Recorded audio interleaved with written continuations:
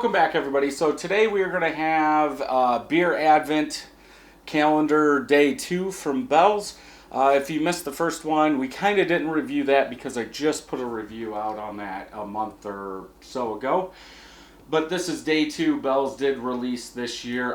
I'm pretty sure it's the first time a beer Advent tree with all their beer. So December 2nd is Two Hearted.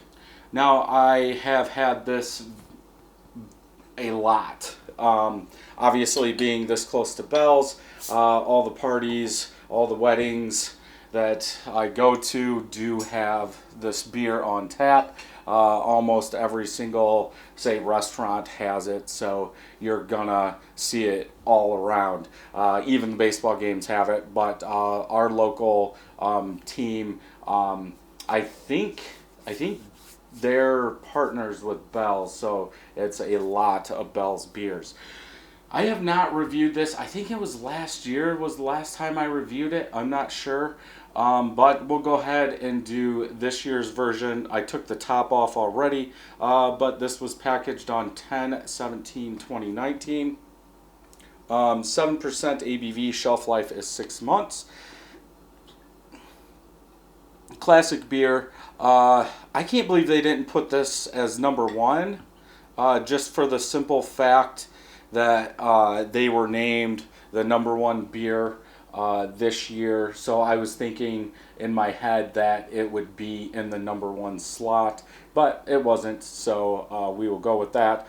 Obviously, since today is December 2nd, you guys won't be able to pick this up, like I said in the first review, but last week it did come out.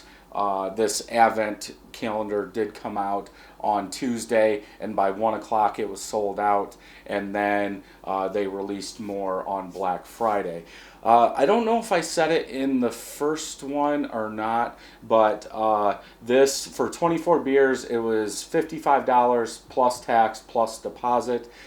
So I don't think that's bad. I wish they would have taken a little bit more time to set it up, like I was saying in video 1, where you could actually go in there and grab it so you couldn't see any of the other ones. But I do know most of them. Once I knew that thing came up, I went through every single one, and there's going to be some good ones in here. So on to this. We do have an off-white khaki-ish color head, small and medium bubbles in there, a finger of head, bubbles on the side are spread apart like bubble wrap.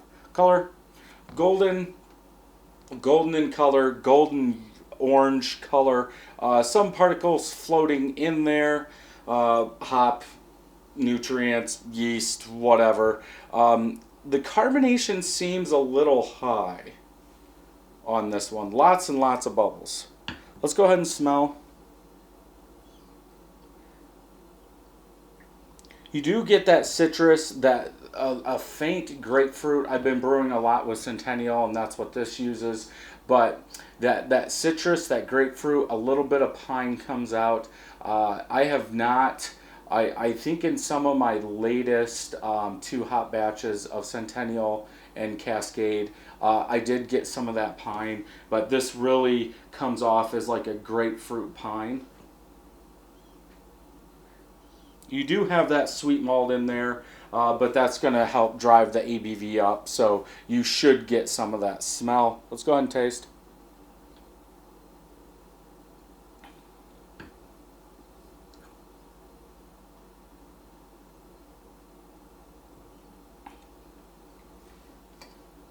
Sweet malt up front.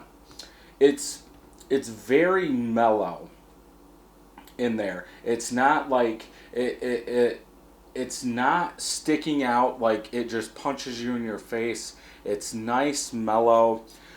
You get that roasted malt. You get that sweetness of that malt, and then you get some floral. Then there's some citrus with some grapefruit, but nothing's really like just punch you in your face.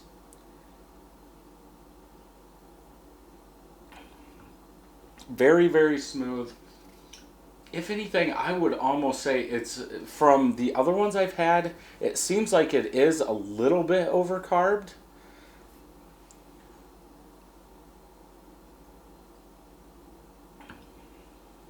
Maybe it, yeah, It's just weird. They have been sitting out in my garage, so they're not at, say, 35 degrees or whatever. I think it's like 42 or something out, so it's still cold. But yeah, overall, a very well balanced beer. You get that malt, you get the hop, that citrus, a little bit of floral. I think I'm picking up more floral just from using the Centennial and Cascade for those 20 batches that I made. Um, if anything, I would like to see the grapefruit turned up just a little bit in this and the floral turned down, but that's coming from somebody that doesn't like a big floral note in there. But this isn't, don't think of it as like a floral bomb or a grapefruit bomb. It's just all nice, meshed together well and overcarved. Uh, I forgot to say my rating. I would go with a 4 out of 5. I do like it. I will drink it and drink it and drink it. But for me, like I said, that floral is a little too much. The maltiness is a touch too much for my liking. I'm rating this on what I like, not what it should be. From my friends, 129 of them have checked this in, average 4.19. Almost 500,000 people have checked it in, average 3.97 out of 5. So I'm right there. Jeff did give it a 4.25. So, which I think it is. It's just for my palate and what I like. Some stuff needs to be turned down, some stuff needs to be turned up. But yeah, so far we're off to a good start. Tomorrow we will pull another one and see what that brings. Luckily, when I did it, when I looked at all of them, I just looked at them real quick because I noticed some of them were the same, had the same cap, or have the same cover, and I looked at the date. So we do have some older stuff coming up.